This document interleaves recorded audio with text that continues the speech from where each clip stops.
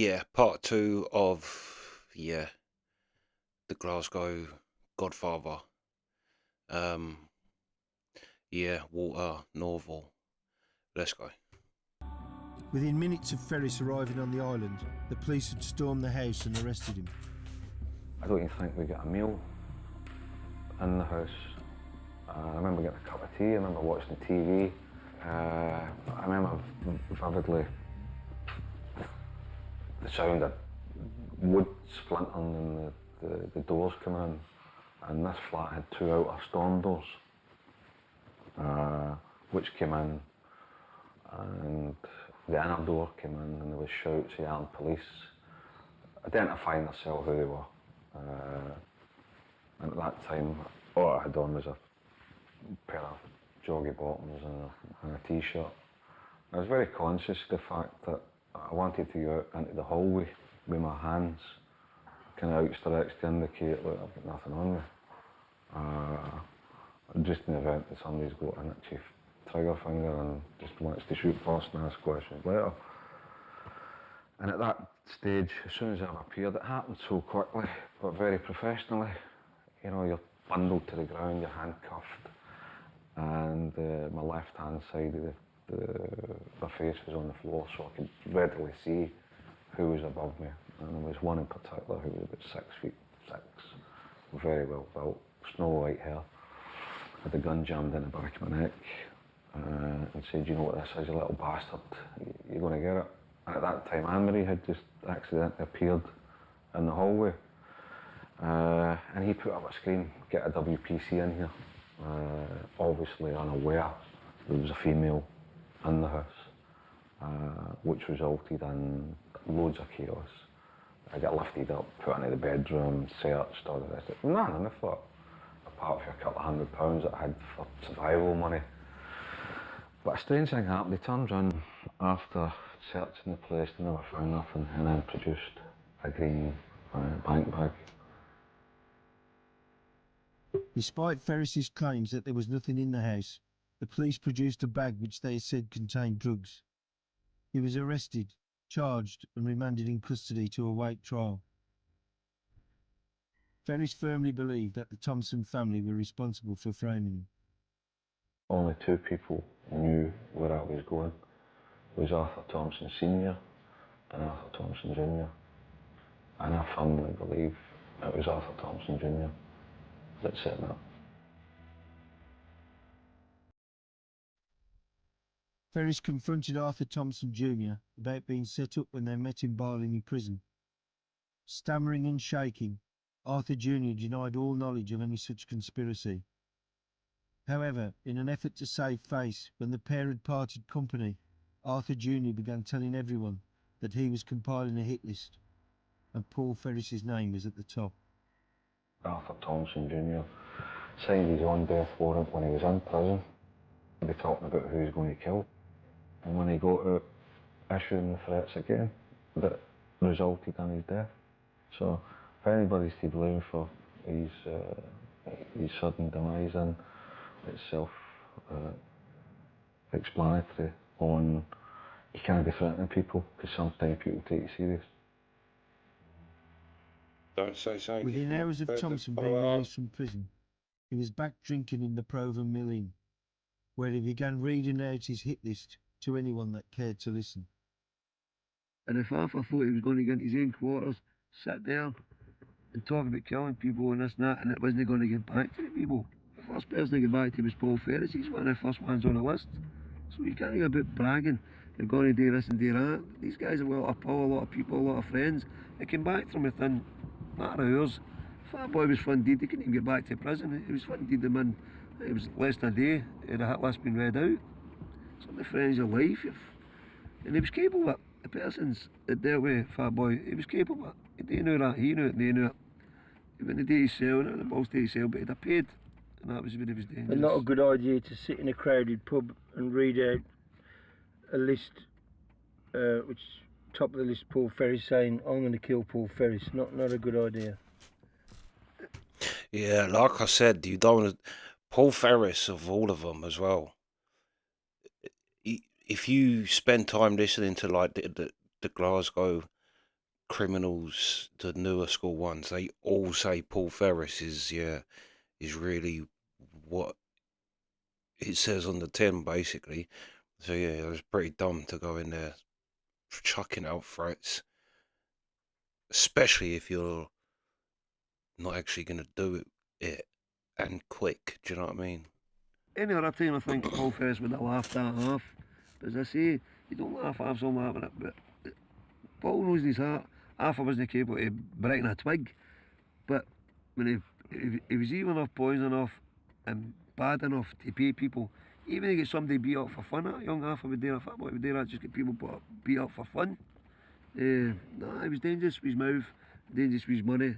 In my opinion, rightly so. He threatened a few lives.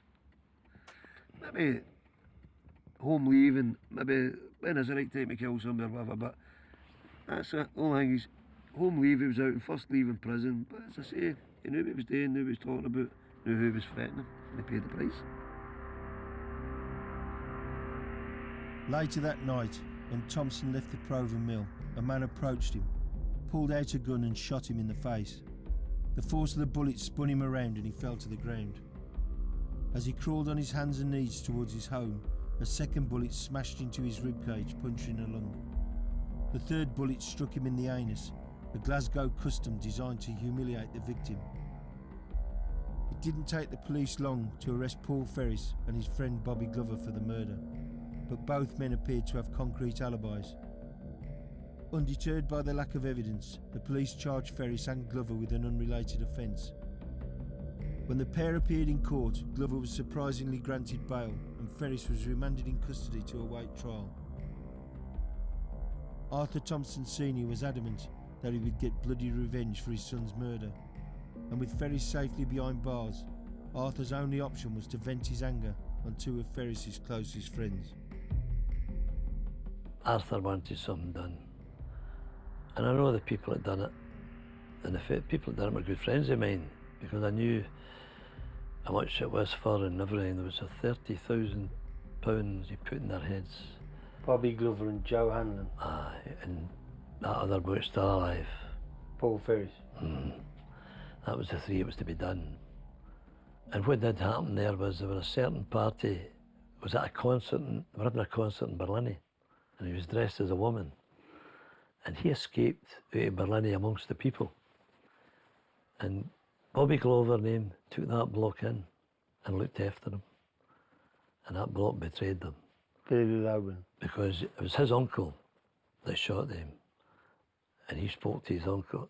His uncle spoke to him and offered them a bit of pie to bring them up and say it was a drug deal. And he talked the two into coming, and this boy took them out the road and shot the two of them. I'll tell you a funny thing about that. That bloke palled out with me for quite a while. He's dead now. And he told me about that day. He says, Walter, he says, we got, the two of them was the motor. He says, and this was his nephew that set them up. He says, and when I shot the two of them, he says, I stepped to the motor, he said, and I shot them. He said, when I shot the first one, he said, I went, oh, wait a minute, he said, and I shot him. He says, and a bullet flew by my head. He said, I turned round, he says, and my nephew went, oh, sorry, I didn't mean it. It was a mistake. He said, I think he was going to do me. I said, I was talking to him that day. I says, Billy, you're not sure. He said, so by this time, the nephew's back in the nick. He said, I'm going to do him when he comes out. I know enough about what happened, but I don't know everything. Other people who have been fortunate enough to talk to other people, bear in mind it's still a live murder inquiry as well. We've got a fair idea about what had happened and what had took place, and my understanding is that there are still members of Joe Hanlon's family who are Irish based. Are seeking clarification on the whereabouts of two individuals that they believe strongly enough that were responsible. One's William Loban, for making the phone call, and another one will be remained unnamed. But it was done in such a way that it was though Thompson organised it. I don't believe Thompson organised anything of that nature. You might be aware of the significance of it, but I think it was a joint venture between him and McGraw. Tam McGraw was a prolific armed robber whose gang targeted post offices throughout Scotland. He also ran a fleet of ice cream vans, which were used to distribute drugs around Glasgow's many housing estates. Can you describe McGraw just briefly, what he was all about? To sum it up in one word, 2 words, fucking snake. And the reason why I say that is because a lot of people told me what he was all about. Now, there's a difference between people telling you for what he's all about, and people tell other people to watch what other people are all about for a simple reason. Because if you don't tell them and something happens, what's the point in saying later on down the line, well, we could have told you. The first guy that told me anything about McGraw was Tam Bagan, because I had to move from Provan Mill to Glenarnock, unwittingly thinking that I'm going to escape the D division where I had been fitted up with the others carry on, and had audio tapes of cops talking about fitting me up and killing me and all the rest of it. And I thought the naivety of moving away from there into another area would have prevented this, but it still started. And he warned me when I moved into the area. He says, one guy you've got to watch out for is McGraw. Watch what you're fucking doing with him. And later on, me and Tam had a kind of a disagreement, for want of a better thing. And Joe Hanlon had some money belonging to me that I asked him to look after. And it turns out Joe had asked Tam McGraw to put it in his safe. And when I asked Joe for the money and he told me where it was, I thought, that's the last guy I want to know that I've got money lying about. And we went round and collected it out his safe. And obviously he heard about the disagreement and openly said to me, if you've got that much of a problem with Tam Bagan, don't worry about it. We'll get people that will just take him out. I said, what do you mean? He said, well, we've got Bradley and Henderson that would stick smack in his car and get him fitted up. Openly, as much as you would say, would you like a light, or do you want more sugar in your tea? Total deadpan expression, but obviously what I heard about him was factually true. And that's at the time I said to Joe Hanlon, you obviously heard what he just fucking said there, Joe. I would advise you to fuck off.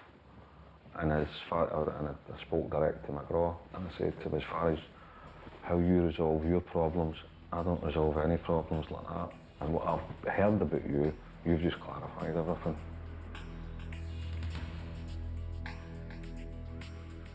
Yeah. Drugs business being run out of. It's amazing that guy lasted as long as he did, because he was literally called the licensee for that reason, because he's a grass. But it's amazing he managed to last that long with everyone knowing he's a grass. Those ice cream vans led to other villains trying to take over from him. Shotguns were used to blow out the windscreens of several vehicles. Vans on both sides of the divide were burnt out and numerous individuals were attacked. This spate of incidents later became known as the Ice Cream Wars. Matters came to a head early one morning when the home of one ice cream vendor was doused in petrol and set alight. 6 members of the Doyle family died in the blaze. One was an 18-month-old baby. Joe Steele was one of several men who were arrested, charged with murder and remanded in custody. I was lying in my bed on the 16th April, my mother, my grandmother and my uncle. My grandmother was blind, my ma has bad hearing, and my uncle had previous convictions for safe blowing, armed robbery. So I never had much of an alibi, but it was the truth. I was in my bed with the flu. And my grandmother used to listen to a wee radio with VHF, she'd listen to police and that. And I remember her saying to me, where's Bank? I said to her, where's Bank End Street? And my ma said, Cranhiller. Rickases somehow, and I tell her about the fire. My old granny, who was into her prayers and holy, she said, God bless and save us, because it said there were a fire in Blankend Street and occupants were trapped. So then the next morning, it was on the news, one or two people died, and after that, I think they were dying every couple of days. It was sad, it was a horrible thing, whether it's for ice cream vans or anything, it shouldn't have happened. Shouldn't have happened. Can you explain why the Doyles were targeted? Yeah, been asked that question a million times, not really, but they certainly didn't deserve what happened, that's for sure. And why they were targeted today with ice cream vans, they were a quiet family, a decent family, they weren't the villains. Like everybody more or less involved in the ice cream carrying. Certainly didn't deserve that. They were just an ordinary family, went about their business and done their wee job. The sad thing is, the boy that died was going to chuck that, running, was working his brother in the butcher's the next day, and that happened right to his family. Sad, but. So the Doyles they had an ice cream van? Well, he worked in it, I don't think he owned it, I think he worked in it for Jimmy Mitchell. But I don't think he owned it. He was just getting a wage, boy. To be accused of killing a family, a kid, and it's just sick need. And if I'd have done that, I'd have taught myself. I'd have done that family. And just to be accused of it, the stigma, the press, the papers, ice cream monsters, child killers, I've got kids. I wouldn't let anybody do that to my family. Can you remember the names of the people who you allegedly, the police said you killed, and roughly what their ages were? Everything. I won't ever done it. I'm 50. That kid, see, my boy was only 18 months or so my time. That kid would be 30, married, college, whatever. Never got a chance to do that. I certainly, Mark Allen, the kid's name is. I'll not forget it. Never.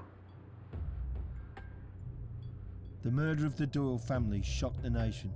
Steele not only believed that Tam McGraw was responsible for the crime, but he also believes McGraw implicated him in the murders so that the PF, the prosecutor fiscal, would reward him with his freedom. I remember we were in C Block in Ballina. This reminds me of Kevin Lane's thing, where the people that did the crime that Kevin Lane went to prison for was the police informants. They were police informants and, do you know what I mean, grassing all the time. They actually committed the crime. Kevin Lane didn't, but because they're police informants, they fitted Kevin Lane up for it. It's like, yeah, if you're a grass, you basically can get away with murder. We're all hanging there in the galleries, waiting in visits and things like that. Obviously, you hear the phone ring in the office, could be a visit.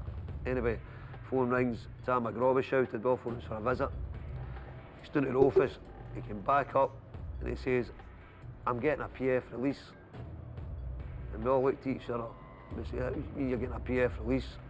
Because he was meant to be the main man, and how are we getting a PF release? I think it was Tommy Campbell who said it to him.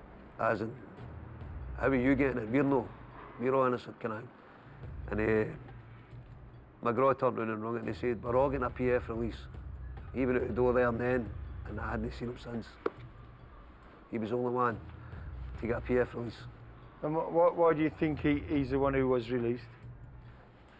I think he was feeding them lies.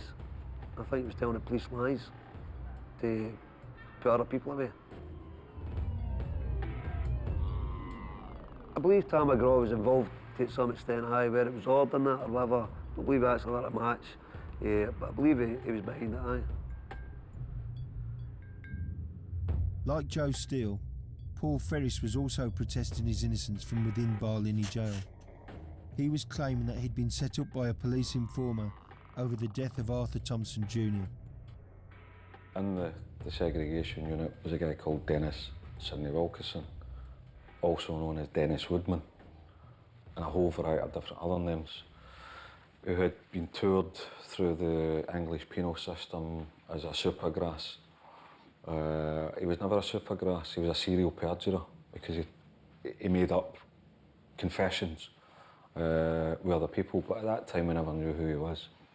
And because I got bail, he approached the Chief Constable of Ayrshire, I think it was. I don't think it was Glasgow at the time. I think it approached the hierarchy, the police hierarchy in Ayrshire in relation to the charge that was on remand for.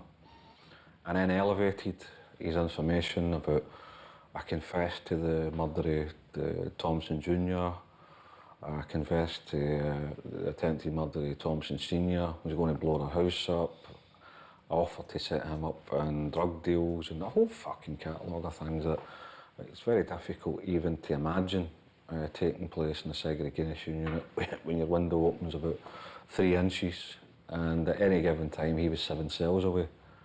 So that was what the Crown used and revoked my bail, took me back, and they called it the longest murder trial in Scottish legal history, when in fact it was the longest farce in Scottish legal history because that was their evidence. Following Ferris's release, the Glasgow underworld was poised for an all-out war between those loyal to Arthur Thompson and those loyal to Ferris. Acknowledging Arthur's unpredictable, violent reputation, Ferris was warned to leave the city by his friends. There was loads of people that were advising me, like, you better leave Glasgow, you better do this, you better do that. And I thought at the time, I can't afford to do that. Purely because Joe Hanlon's widow, Bobby Glover's widow, all the people that stood by me through the trial, I wasn't going to abandon them. It wasn't a matter of stubborn pride or anything at all. I had to find out things about what happened to my 2 friends and what we were prepared to get done about it. I had no time for thinking about going away, but I knew there was a time scale on which I had to go away to recoup and probably rest the head of it a bit. And eventually did do that. I went to Manchester in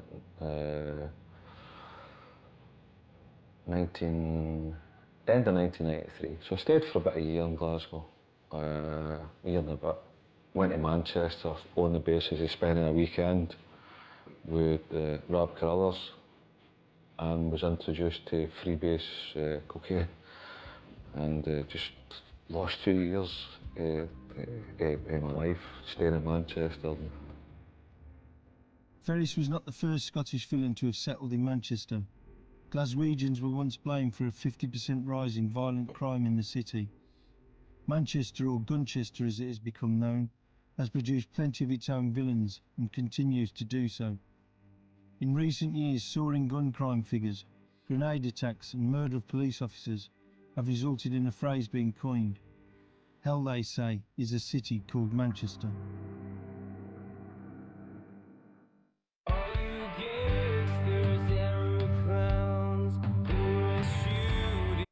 Yeah, crazy. But it's kind of because I've seen Joe Steele about, and I kind of knew, yeah, that he kind of got fitted up for something, and I knew it was to do with the ice cream. But that's crazy. Even just the ice cream vans going around selling drugs in Glasgow is just mental. But yeah, an 18-month-old baby. That's why setting people's houses on fire, one, it's cowardly, but two, it's just low because you don't know. It's what's the word? Basically, you could hurt anyone.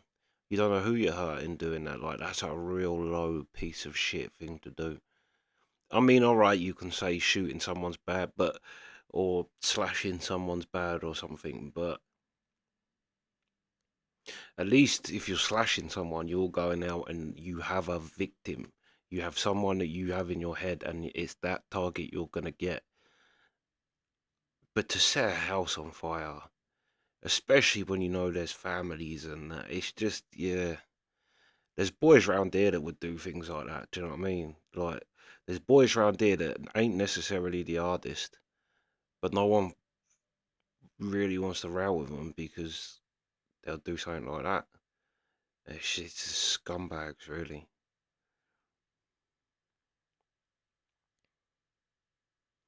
But yeah, yeah. I'm sure Blink says as well. They didn't say it in this, but Blink said that they found the two people, Paul Ferris's two mates, on the day of Arthur Thompson Jr.'s funeral, and it was on the as he's driving, as Arthur Thompson Sr.'s driving to his son's funeral. There was the car with the dead bodies in it, like that. He set that up. But yeah, no, this was great. Yeah, and Kev, if there's any more ones like this, I'm on it. But yeah, that's the reaction. Sweet.